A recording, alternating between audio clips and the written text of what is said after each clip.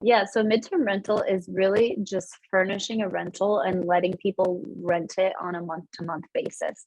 So on the scale of long-term rental to short-term rental, it's actually a lot closer to the long-term rental and the fact that you're not trying to provide that five-star Airbnb experience. You're really just furnishing a unit and saying, sure, you can rent this for just 3 months at a time. And you're targeting traveling professionals more than likely.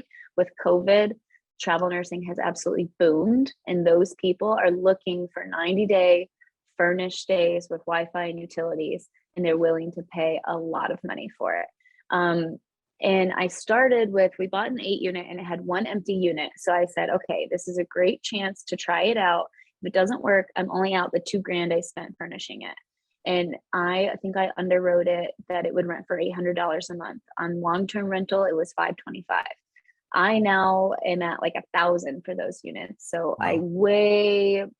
I want to be like super, super conservative when I'm doing that underwriting because it is hard to find comps. It is hard to know what you're going to make.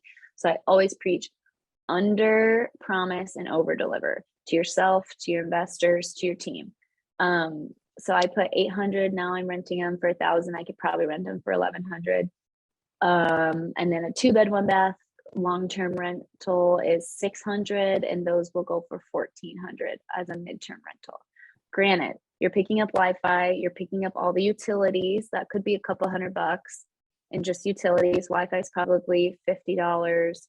You're also going to have more cleaning fees because you're probably going to have 4 tenants a year instead of 1 tenant a year. You're going to have higher vacancy because you might have a couple weeks between those tenants. So it's not like you're just doubling your cash flow. You're doubling the rent, but you're also picking up more expenses. But That it's makes sense. still a really great way to up your cash flow.